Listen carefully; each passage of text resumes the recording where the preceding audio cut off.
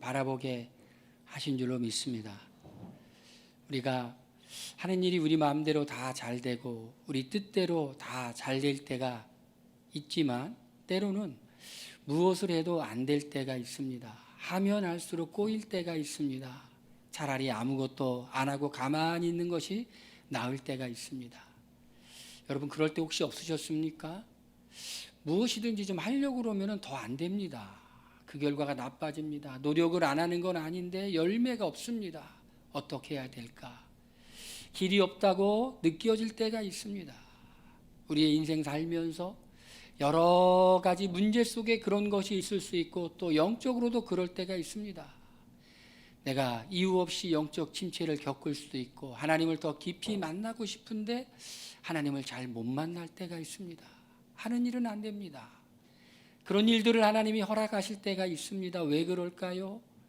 여러분 그럴 때 우리 주님을 바라봐야 되겠죠. 주님께 소망을 둬야 됩니다.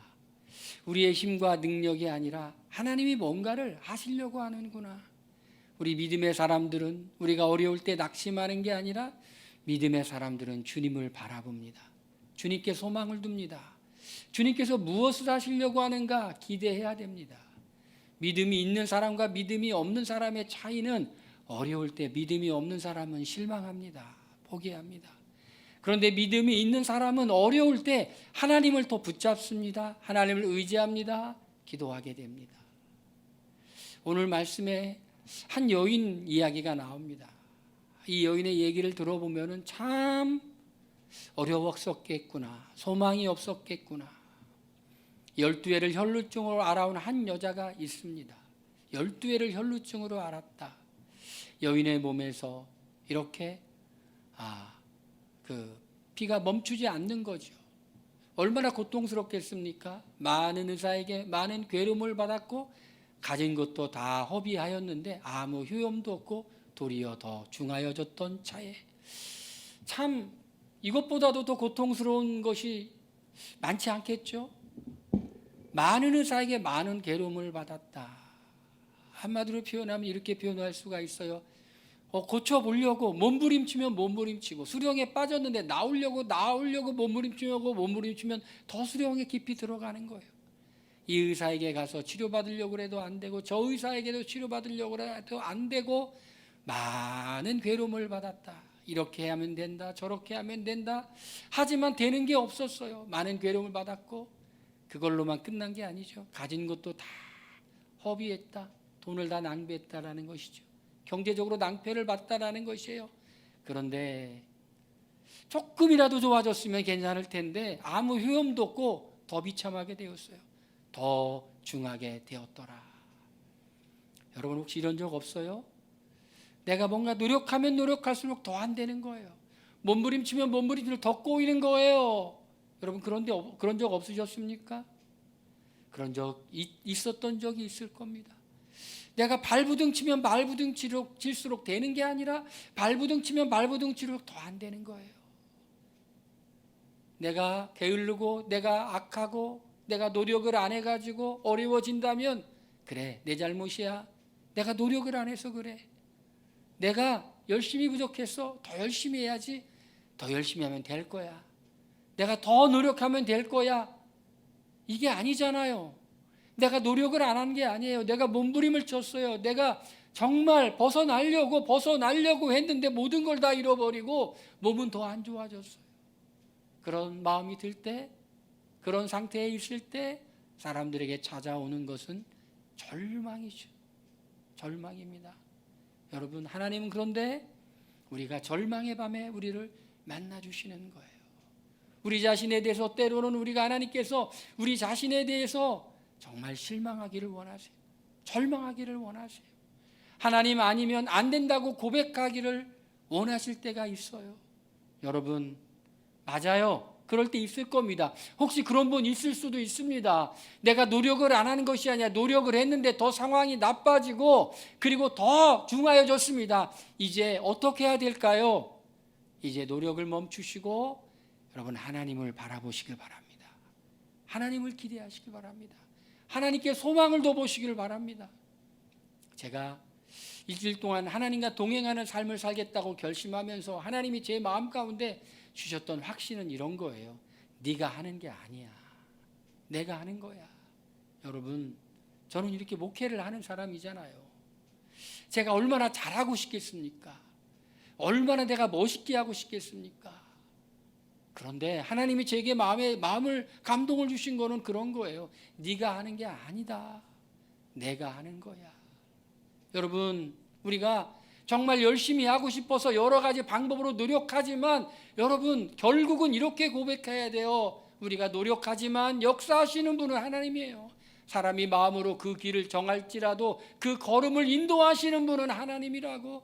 하나님이 하셔야 돼요. 여러분이 한번 따라해 볼까요? 하나님이 하셔야 돼요. 여러분, 노력하지 말라는 게 아니에요. 애쓰지 말라는 게 아니에요. 우리가 노력도 하고 애쓰기도 하지만 그 전에 먼저 더 근본적으로 해야 될 건 뭐냐면 하나님에 대해서 믿음을 갖는 거예요. 하나님이 하실 거야. 내가 하는 게 아니야. 나는 하나님이 하는 것을 따라가고 나는 하나님과 동행하며 살아가는 거야. 우리의 생각이 바뀌어야 돼요. 내가 열심히 노력하고 하나님이 도와주는 게 아니라 주님이 인도하시는 대로 나는 따라갈 거야. 나는 순종할 거야. 이걸 우리는 한 단어로 뭐라고 표현하냐면 동행이라는 단어를 써요. 하나님과 동행하며 살아가는 삶. 여러분, 우리 자신이 실망할 때 주님을 바라보시길 바랍니다. 그러니 이제 더 이상 속고 싶지 않은 거예요. 이어지는 우리가 힘들고 어려울 때요, 여러분 주변에 혹시 그런 사람이 있을 수 있죠. 이거래도 안 되고 저거래도 안 되고 솔루션을 제공하지 마세요. 그냥 힘들어하는 사람 옆에 그냥 있어주세요. 여러분, 힘들고 어렵고 고통스러운데 이렇게 하면 돼 저렇게 하면 돼 성급하게 말하는 거 상대방에게 오히려 마음의 상처가 될 수 있어요. 안 해본 게 아니잖아요. 해봤잖아요. 이 약 먹으면 돼, 저 약 먹으면 돼, 저 의사 만나면 돼, 이 의사 만나면 돼. 그런 솔루션이 도움이 안 될 때가 있어요. 그냥 옆에 있어주세요. 여러분, 절망한 사람이 혹시 옆에 계신가요? 낙심한 사람이 옆에 계신가요? 그럴 수 있죠. 이렇게 하면 될 것 같은데 얘기해 줘야지. 여러분, 입을 조금 다무세요. 모르는 게 아니에요. 안 해본 게 아닐 수도 있습니다. 그냥 옆에 일단 있어 주세요. 함께 해 주세요. 제가 오늘 아침에 이렇게 교회를 왔다가 집으로 가는데 극동방송을 듣는데 한 작가의 간증이 나오는데 끝까지 듣지는 못했어요. 근데 그 작가는 영국으로 유학을 갔는데 자기가 한국 사람이 너무 없어서, 지금은 많지만 옛날에는 별로 없었나 봐요. 한국 사람을 만나려고 한인교회를 찾아갔대요. 그런데 정말 한인들 만나려고 그냥 간 거지, 뭐 믿음을 가지려고 간 건 아닌데 설교를 듣는데 지금 그분 생각에는 무슨 설교 무슨 내용인지는 모르는데 재밌었대요. 재밌어가지고 그 다음에 또 갔대요. 재밌어서 이렇게 또 갔대요. 여러분, 하나님이 우리의 마음 가운데 역사해 주셔야 돼요. 그런데 그 작가분이 어릴 때부터 이 가위를 참 많이 눌렸대요. 가위 눌리려면 가위 눌리기 전에 그 증상이 있었는데 자기가 성경 교회를 다니니까 이제 옆에다가 이제 성경책을 안고 자면 가위가 안 눌리려나 하고 성경책을 옆에다 두고 잤는데 가위 눌렸을까요? 안 눌렸을까요? 가위 또 눌렸대요. 이 효과가 없나 보다. 그런데 가위가 눌리려고 하는 그 증상이 올 때 성경책을 옆에다 두고 잔 게 아니라 기도를 했대요. 기도를. 그랬더니 가위가 안 눌리더라는 거예요. 그러게 기도를 하는 중에 하나님이 그 작가분에게 감동을 주셨는데 하나님이 함께 하시고 지키시고 사랑한다는 그런 감동을 이렇게 받았다는 거예요. 소리가 들렸는지 마음에서 왔는지 그런 감동이 왔다라는 거예요. 저는 느꼈어요. 그 감정을 들으면서. 그리고는 더 이상은 못 들었어요. 그래, 하나님이 우리에게 주권적으로 역사해 주셔야 돼. 하나님이 우리에게 은혜를 주셔야 돼. 우리가 기도하고 몸부림치고 애쓰고 그러지만, 그러나 우리가 그렇게 했다고 되는 게 아니라 하나님이 우리를 긍휼히 여겨주시고 불쌍히 여겨주실 때 되는 거야. 여러분, 우리가 기도한다고 역사하는 거예요? 기도한다고 하나님 응답하시나요? 어떻게 보면 맞는 말이기도 하고 틀린 말이기도 해요. 우리가 아무리 간절히 열심히 기도해도 하나님 응답 안 하시려면 안 하세요. 그런데 우리가 한마디를 기도해도 하나님이 응답하시려면 응답하시는데, 제가 깨달은 게 있어요. 하나님이 불쌍히 여기시면 응답한다라는 거예요. 하나님이 불쌍히 여기시면. 그래서 우리가 하나님께 기도할 때 이런 기도를 많이 드려야 돼요. 하나님, 나를 불쌍히 여겨주세요. 나를 긍휼히 여겨주세요. 하나님이 우리를 불쌍히 여겨주실 때 응답해 주시고 우리의 인생을 바꿔주시고 우리의 인생을 새롭게 해주시는 그 하나님이라는 거예요. 여러분, 기도할 때 꼭 그렇게 간절히 기도해 보세요. 하나님, 나를 불쌍히 여겨주세요. 여러분, 따라 봅시다. 하나님, 나를 불쌍히 여겨주세요. 그래서 말하는 목소리가 안 불쌍히 여겨주셔도, 불쌍히 여기지 않으셔도 나 괜찮아요? 그런 것 같아요. 소리는 크지 않아도 한번 간절하게 해볼까요? 하나님, 저를 불쌍히 여겨주세요. 하나님, 저를 불쌍히 여겨주세요. 오늘 이야기는요, 두 가지 이야기가 이렇게 섞여 있는 이야기예요. 하나는 회당장 야이로의 딸을 고치는 이야기와 12년을 혈루증 앓는 여인의 병을 고치는 이야기가 섞여 있어요. 예수님께서 광인을 치료하시고 갈릴리 쪽으로 오셔서 배에서 내렸는데 회당장 야이로가 예수님께 절하며 내 딸이 죽게 되었으니 나를 고쳐달라고, 예수님께서 회당장 야이로의 청을 받아서 회당장 야이로의 집에 가는 길에 있었던 일이에요. 여러분, 얼마나 간절했겠어요. 오늘 이 말씀은요, 예수님께 자기 문제가 있어서 나가는 사람은 어떻게 나가야 된다? 간절히 나가야 된다라는 것이에요. 그런데 이 12회를 혈루증 앓는 여인은 감히 예수님 앞에 나아갈 수 있는 용기가 없었어요. 그리고 사람들 앞에 자기를 드러낼 용기가 없었어요. 그래서 무리들 틈에서 예수님의 옷에 살짝 손을 대는데, 살짝만 손을 대었는데도 간절했어요. 이 여인이 이렇게 할 수 있었던 것은 뭐냐면 예수님에 대한 소문을 들었어요. 여러분, 길이 없을 때 어떻게 해야 돼요? 예수님에 대한 소문을 듣고, 예수님에 대한 소문을 듣고. 옛날에는, 예수님이 계실 당시에는 사람들이 예수님이 하시는 말씀을 듣고 예수님이 역사하시는 이거를 보고 사람들에게 소문을 내기 시작했어요. 야, 예수님께 나아가봐. 예수님 기가 막히셔. 예수님 귀신 들린 사람도 치료하셔. 예수님 손이 이렇게 말라있던 사람도 펴줘. 예수님 어마어마하게 놀라운 역사를 일으키셔. 베드로의 장모 열병에 걸렸는데 고쳐주셨어. 야, 예수님께 나가기만 하면 돼. 그런 소문이 막 퍼지는 거예요. 여러분, 믿음은 어디서 난다고 그래요? 들음에서 난다고 그래요. 그러면 21세기를 살아가는 우리가 예수님에 대한 소문은 어떻게 들을 수 있습니까? 가장 예수님에 대한 소문을 듣는 방법이 뭐예요? 주일날 교회 오는 거예요. 설교를 듣는 거예요.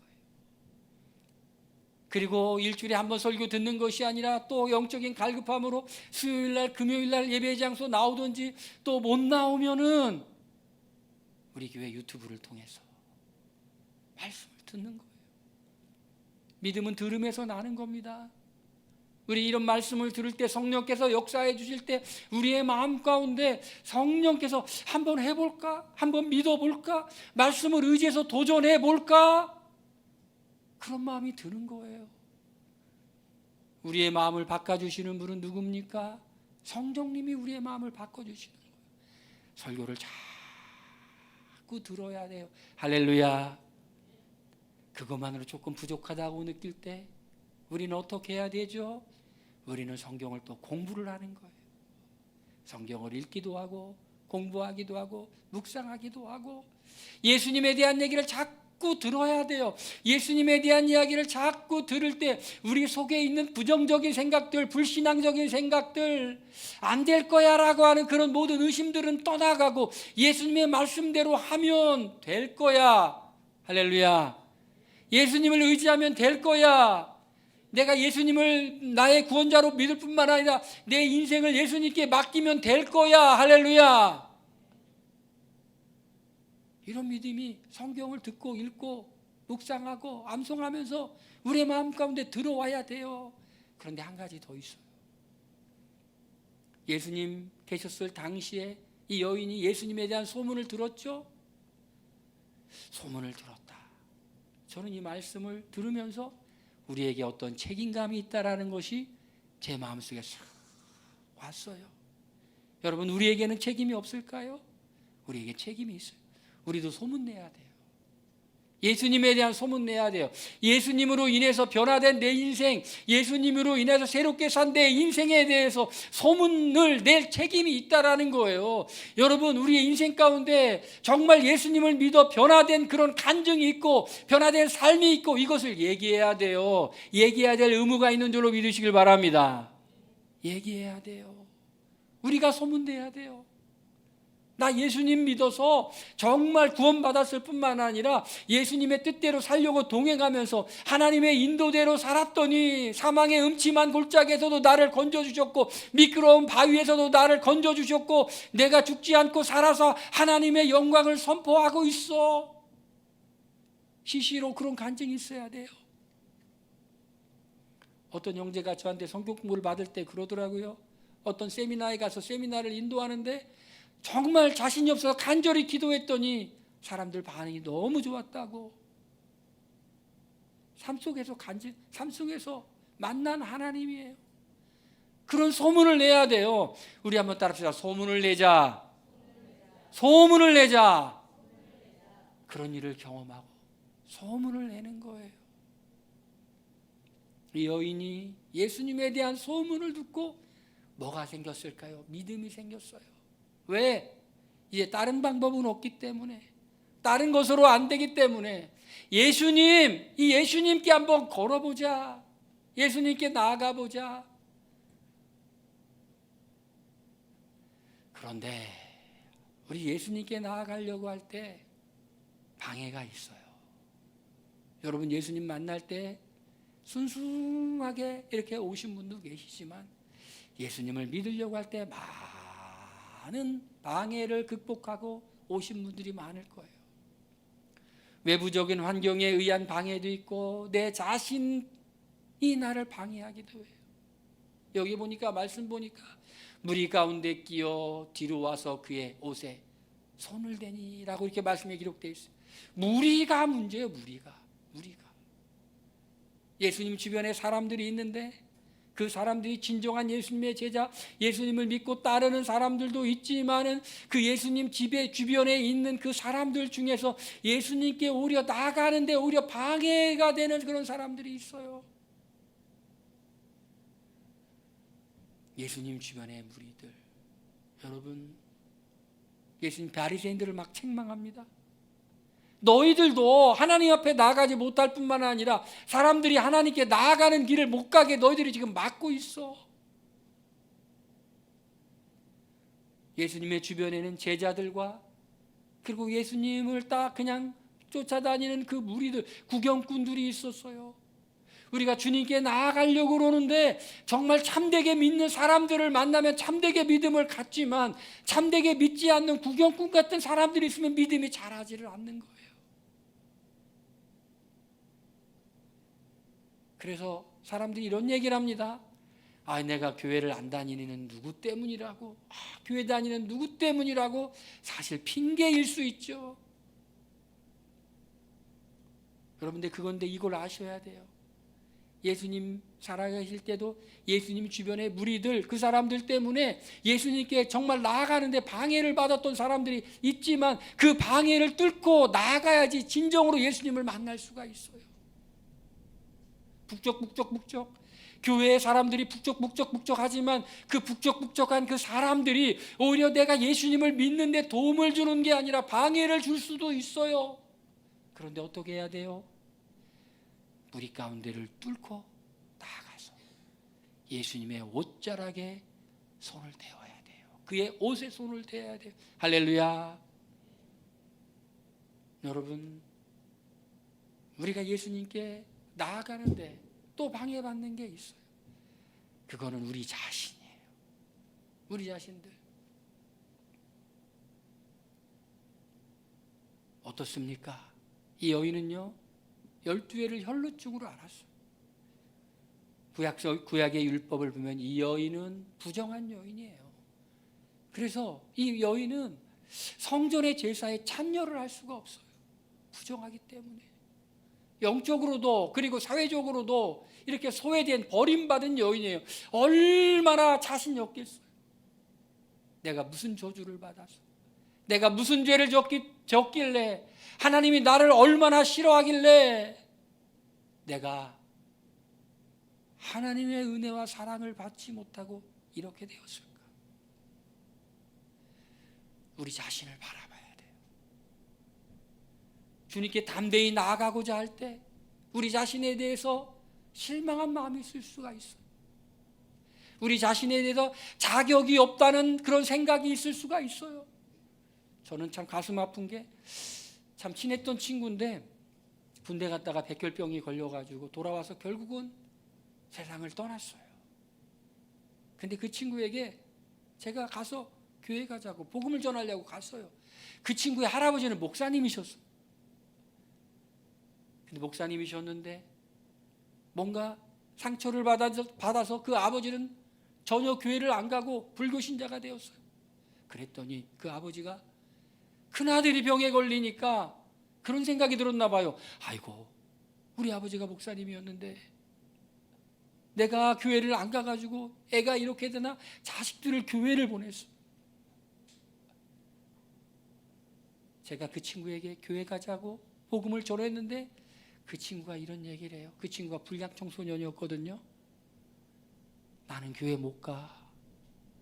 나는 벼락 맞아. 나는 교회 가면 벼락 맞을까 봐 나는 교회 못 가겠어. 그런 사람은 없어요. 그런 사람은 없어요. 하나님이 용서하지 못할, 하나님께로 오면은 용서하지 않을 죄인이 없어요. 주님, 천부여 의지 없어서 손 들고 옵니다.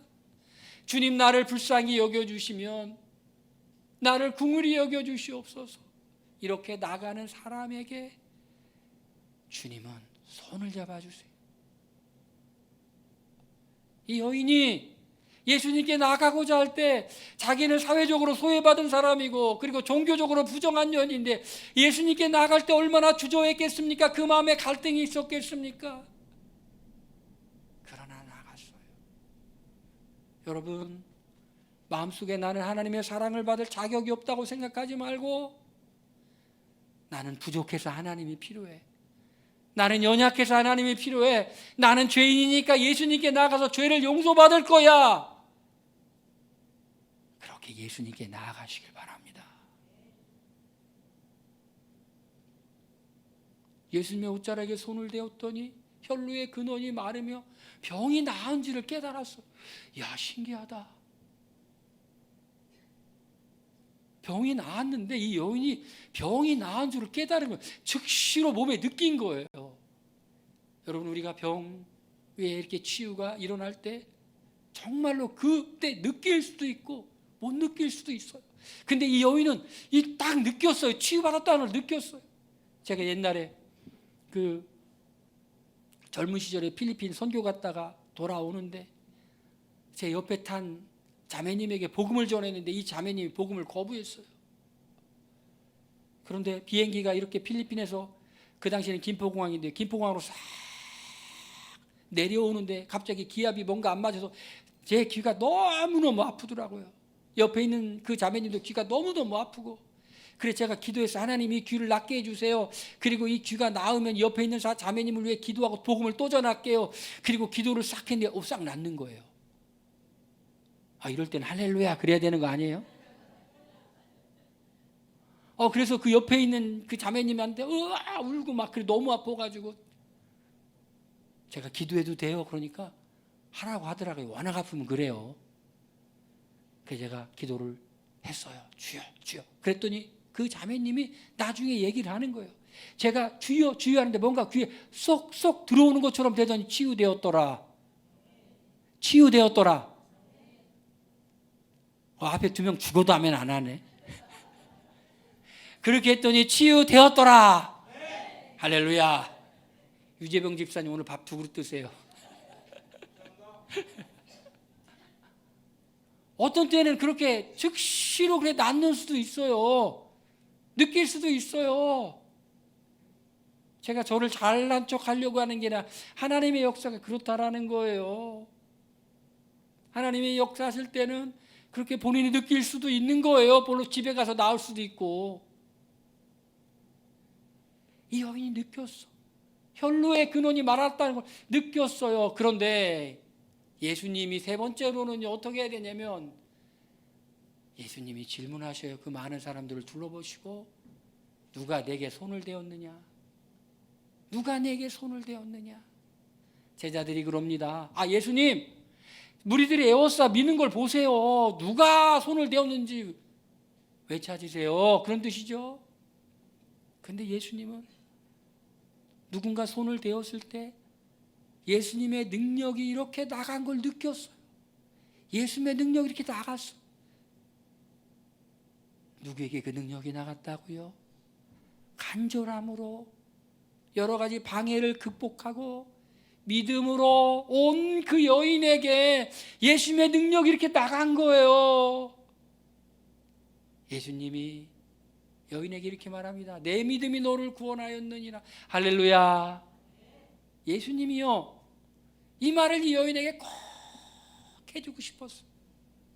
그냥 갈 수도 있었지만은, 그냥 갔다면 이 여인은 내가 예수님의 옷에 손을 대어서 내가 나았다라고 생각할까요? 아니면 우연일 거라고 생각할 수도 있을까요?